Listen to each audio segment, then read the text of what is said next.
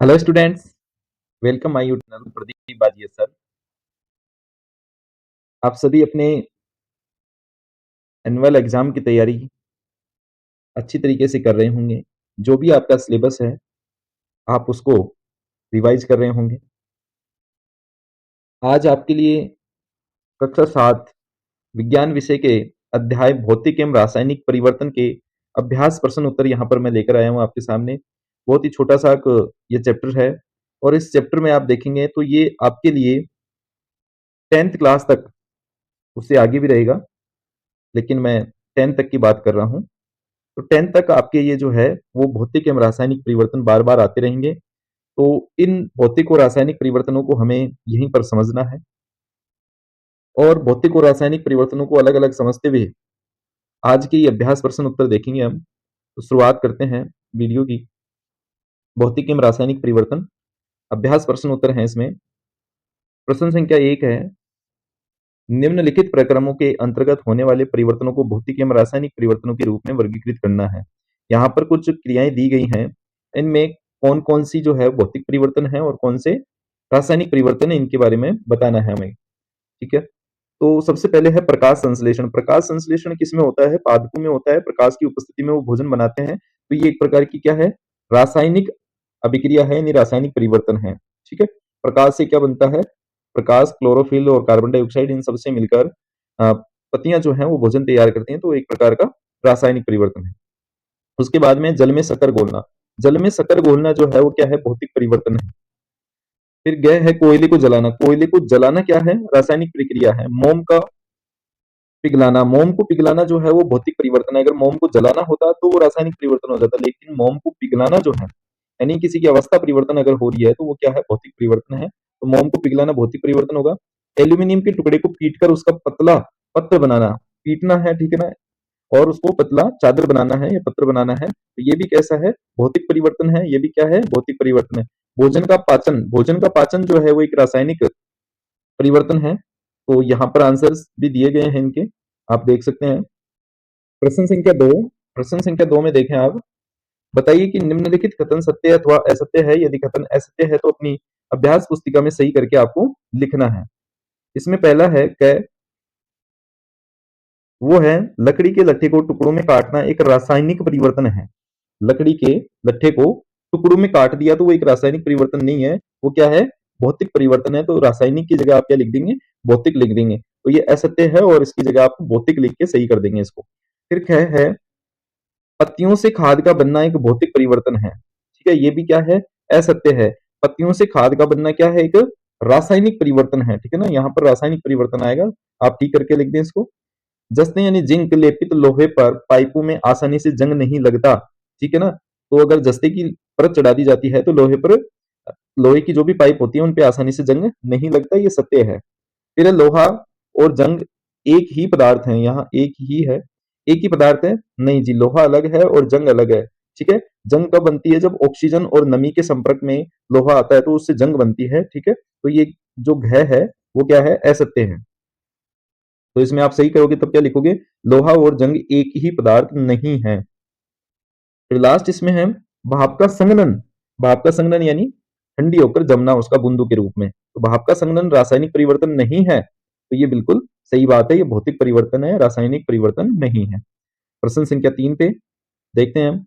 निम्नलिखित कथनों में रिक्त स्थानों को भरना है। तो रिक्त स्थान मैंने यहाँ पर ही दे दिए हैं, बोल्ड अक्षरों में लिख दिया है, तो आपको रिक्त स्थान दिख जाएंगे। यहाँ पर प्रश्न था, जब कार्बन डाइऑक्साइड को चूने के पानी में प्रवाहित किया जाता है तो यह रिक्त स्थान यहाँ पर था, के बनने के कारण दुधिया हो जाता है। ठीक है, अगर कार्बन डाइऑक्साइड जो है उसकी हमें टेस्टिंग करनी हो तो चूने के पानी में से उस ऑक्सीजन को, सॉरी, कार्बन डाइऑक्साइड को भेजना है। ठीक है, चूने के पानी में से, तो उसे क्या बन जाएगा? कैल्शियम कार्बोनेट बनता है और कैल्शियम कार्बोनेट बनने के कारण ही उसका रंग दुधिया हो जाता है। इसकी टेस्टिंग आप कर सकते हैं कि आपने चूने का पानी ले लिया और उसमें आप फूंक मारिए, ठीक है, एक पाइप लेके, और उससे आप जैसे जैसे फूंक मारते जाएंगे तो वो धीरे धीरे जो है उसका रंग कैसा होता जाएगा? दुधिया होता जाएगा। क्यों? क्योंकि उसमें क्या बनेगा? कैल्शियम कार्बोनेट बनेगा। है इसका खाने के सोडे का रासायनिक नाम क्या है? Sodium hydrogen carbonate. जो खाने का सोडा आता है वो है सोडियम हाइड्रोजन कार्बोनेट। फिर इसमें गय है, ऐसी दो विधियां जिनके द्वारा लोहे को जंग लगने से बचाया जा सकता है, तो पहला तो है पेंट करना और दूसरा है यशत लेपन, जिसपे किसी दूसरी धातु की परत चढ़ा दी जाती है जिससे जंग नहीं आती। फिर गय है, ऐसे परिवर्तन भौतिक परिवर्तन कहलाते हैं जिनमें किसी पदार्थ के केवल भौतिक गुणों में परिवर्तन होता है। अगर भौतिक गुणों में परिवर्तन होता है तो उसको क्या कहते हैं? भौतिक परिवर्तन कहते हैं। फिर अगला है, ऐसे परिवर्तन जिनमें नए पदार्थ बनते हैं, कौन से परिवर्तन कहलाते हैं? रासायनिक परिवर्तन कहलाते हैं। तो ये रिक्त स्थान हो गए यहाँ पर। अगला प्रश्न है प्रश्न संख्या 4। जब नींबू के रस में खाने का सोडा मिलाया जाता है तो बुलबुले बनते हैं और गैस निकलती है, ये किस प्रकार का परिवर्तन है, समझाइए। तो नींबू के रस में खाने का सोडा डालने पर एक नया पदार्थ कार्बन डाइऑक्साइड गैस के रूप में निकलता है। कौन सी गैस बनती है? कार्बन डाइऑक्साइड गैस बनती है। इसलिए यह क्या है? एक रासायनिक परिवर्तन है, एक नया उत्पाद बनता है इसमें, इसलिए रासायनिक परिवर्तन होगा। प्रश्न संख्या 5। जब कोई मोमबत्ती जलती है तो भौतिक और रासायनिक परिवर्तन दोनों होते हैं, इन परिवर्तनों की पहचान कीजिए। ऐसे ही किसी ज्ञात प्रक्रम का एक और उदाहरण आपको देना है जिसमें भौतिक और रासायनिक परिवर्तन दोनों दिखाई देते हों। तो जब मोमबत्ती जलती है तो निम्नलिखित परिवर्तन होते हैं, कौन कौन से? भौतिक परिवर्तन। भौतिक परिवर्तन कैसा होता है? मोम का पिघलना तथा पिघले हुए मोम के वाष्प बनना। इससे क्या होता है? मोम जब जल रही होती है तो उसमें से कुछ पिघल कर उसके साइड में नीचे गिरती रहती है, तो वो क्या है? भौतिक परिवर्तन है। ठीक है। और दूसरा है रासायनिक परिवर्तन। मोम का जलकर गैस, ऊष्मा और प्रकाश देना। मोम जलती है, उसका धागा जलता है, ठीक है ना? तो वो जलने से क्या होता है? गैस उत्पन्न होती है, ऊष्मा उत्पन्न होती है और प्रकाश उत्पन्न होता है, तो वो क्या है? रासायनिक परिवर्तन है। फिर इसमें कहा गया है कि इसकी तरह ही कोई एक एग्जाम्पल और दीजिए। तो इसी प्रकार के प्रक्रम का एक अन्य उदाहरण रसोई घर में द्रवित पेट्रोलियम गैस है, लिक्विड होती है, ठीक है ना? लिक्विड पेट्रोलियम गैस, इसका उपयोग होता है सिलेंडर में, यह द्रव के रूप में होती है। जब यह सिलेंडर से बाहर आती है तो यह गैस बन जाती है। यह एक भौतिक परिवर्तन है, ठीक है ना? द्रव किस में बदल जाता है? गैस में, तो वो तो हो गया भौतिक परिवर्तन। और जब गैस बाहर आकर जलने लगती है, ठीक है, तो ये कैसा परिवर्तन हो गया? रासायनिक परिवर्तन हो गया। तो एक एग्जाम्पल आपको ये और मिल गया जिसमें रासायनिक और भौतिक परिवर्तन दोनों होते हैं। प्रश्न संख्या 6। आप कैसे दिखाएंगे कि दही का जमना एक रासायनिक परिवर्तन है? ठीक है, दही का जमना, दही का जमना एक रासायनिक परिवर्तन है। दही का जमना एक रासायनिक परिवर्तन है क्योंकि दही दूध से भिन्न पदार्थ है, जैसा दूध होता है उससे अलग है दही। यह दूध पर जीवाणु की क्रिया से बनती है। दही में अलग स्वाद, अलग गंध और गुण होते हैं, ठीक है ना? हम दूध से चाय बना सकते हैं लेकिन दही से नहीं बना सकते, तो उसका गुण परिवर्तित हो जाता है, इसलिए उसमें कैसी परिवर्तन हुआ है? रासायनिक परिवर्तन हुआ है। प्रश्न संख्या 7। समझाइए कि लकड़ी के जलने और उसे छोटे टुकड़ों में काटने को दो भिन्न प्रकार के परिवर्तन क्यों माना जाता है? अगर आप लकड़ी के छोटे टुकड़े करते हैं तो इसमें क्या हुआ है? उसके आकार आकृति में परिवर्तन आया है, जबकि गुण उसका वैसा का वैसा है। और लकड़ी के जलने से क्या बन जाती है? राख बन जाती है, ठीक है, तो उसमें नया उत्पाद बन जाता है। देखिए उत्तर क्या है? लकड़ी का जलना एक रासायनिक परिवर्तन है क्योंकि जलने पर कार्बन डाइऑक्साइड एवं राख जैसे नए पदार्थ बनते हैं जिनके गुण लकड़ी से बिल्कुल क्या है? अलग है, भिन्न है। लकड़ी को छोटे छोटे टुकड़ों में काटना एक भौतिक परिवर्तन है क्योंकि इस प्रक्रिया में कोई नया पदार्थ नहीं बनता। लकड़ी के छोटे टुकड़ों के गुण भी लकड़ी के बड़े टुकड़ों के समान ही होते हैं, केवल आकार और आकृति परिवर्तन होता है, इसलिए वो भौतिक परिवर्तन है। अगला प्रश्न है, कॉपर सल्फेट के क्रिस्टल कैसे बनते हैं, इसका वर्णन करना है। कॉपर सल्फेट के क्रिस्टल कैसे बनेंगे? कांच के एक बीकर में लगभग आपको क्या लेना है? आधा कप पानी लिया, ठीक है। मैंने आप ही के हिसाब से लिखा है, जब आप आंसर में लिखोगे इसको तो इसी तरीके से लिखना है। कांच के एक बीकर में लगभग आधा कप पानी लिया, पानी में कुछ बूंदे तनु सल्फ्यूरिक अम्ल की डाली गई और जल को गर्म किया।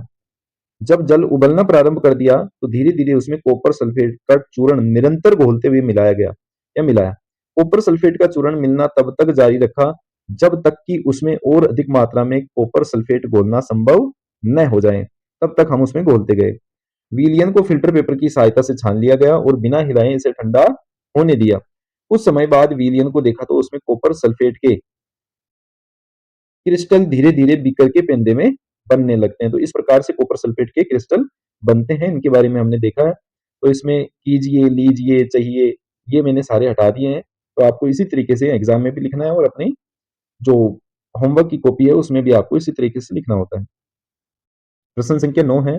प्रश्न संख्या 9 में देखिए, समझाइए कि लोहे के गेट को पेंट करने पर उसका जंग लगने से बचाव किस प्रकार होता है? तो लोहे पर जंग लगने के लिए ऑक्सीजन और नमी की आवश्यकता होती है, ठीक है ना? लोहे पर जंग के लिए नमी होती है, यानी जल वाष्प की मात्रा, दूसरी ऑक्सीजन। अगर ये दोनों ना मिले उसको तो जंग नहीं लगेगी। तो लोहे के गेट पर पेंट करने से उसका बचाव इसलिए हो जाता है क्योंकि इससे गेट वायु और नमी के संपर्क में नहीं आता, इसलिए जो लोहे के गेट है उन पे पेंट किया जाता है।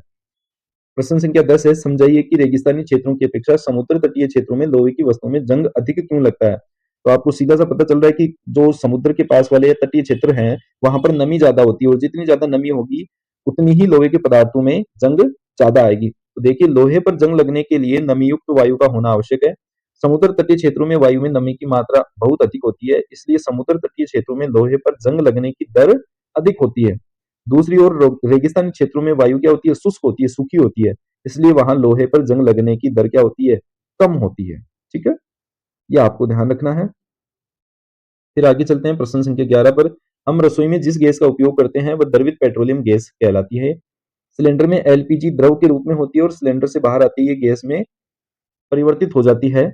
तो परिवर्तन ए, फिर यहाँ गैस जलती है, वो परिवर्तन बी। ठीक है, सिलेंडर में वो लिक्विड फॉर्म में थी, जैसे ही सिलेंडर से बाहर आई तो क्या बन गई? गैस बन गई। तो ये तो हो गया परिवर्तन एक, अवस्था परिवर्तन हो गई, द्रव से गैस में आ गई। दूसरा हुआ कि उस गैस को हम जलाते हैं, तो वो दूसरा परिवर्तन हो गया बी। अब यहाँ पर इससे संबंधित प्रश्न पूछा गया है, निम्नलिखित कथन इन परिवर्तनों से संबंधित है, सही कथन का चयन कीजिए। प्रक्रम ए एक रासायनिक प्रक्रिया है, नहीं है। पहले प्रक्रम में तो क्या हो रहा है? अवस्था परिवर्तित हो रही है, द्रव से क्या बन रहा है? गैस में बदल रहा है। प्रक्रम एक रासायनिक परिवर्तन है।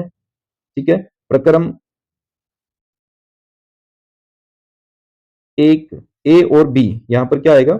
ए और बी प्रक्रम, ए और बी प्रक्रम दोनों ही रासायनिक परिवर्तन है, इनमें से कोई भी प्रक्रम रासायनिक परिवर्तन नहीं है। ठीक है, तो यहाँ पर है प्रक्रम बी एक रासायनिक परिवर्तन है।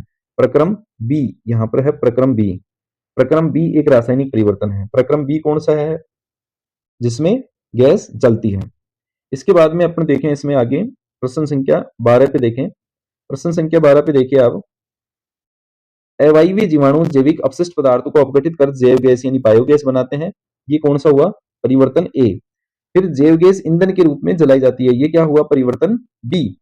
तो इससे अपने को आंसर देना है यहाँ पर, प्रक्रम ए एक रासायनिक परिवर्तन है, यानी अपघटित कर जैव गैस को क्या बनाते हैं? बायोगैस में बदल देते हैं। तो क्या ये रासायनिक परिवर्तन है? बिल्कुल रासायनिक परिवर्तन है। फिर प्रक्रम बी, बी एक रासायनिक परिवर्तन है, यानी ईंधन के रूप में अगर जलाई जाती है, जलाने का मतलब ही क्या है?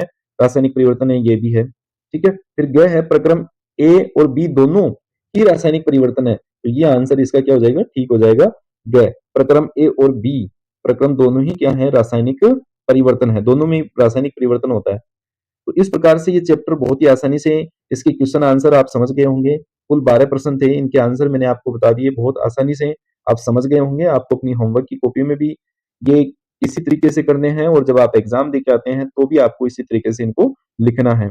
आगे भी मैं आपके लिए ऐसे ही वीडियो लेके आता रहूंगा, सभी चैप्टर्स के क्वेश्चन आंसर करवाने वाला हूँ। तो आप अगर चैनल आपने सब्सक्राइब नहीं किया है तो चैनल को सब्सक्राइब कर लें। ठीक है, फेसबुक, इंस्टाग्राम, टेलीग्राम सभी पे आप मुझे फॉलो कर सकते हैं और इस वीडियो को ज़्यादा से ज़्यादा अपने फ्रेंड्स के साथ शेयर कीजिए, वीडियो को लाइक कीजिए ताकि मेरे को आपके लाइक्स और कमेंट से मोटिवेशन मिले और मैं आपके लिए ये ऐसे ही और वीडियो लेकर आऊँ।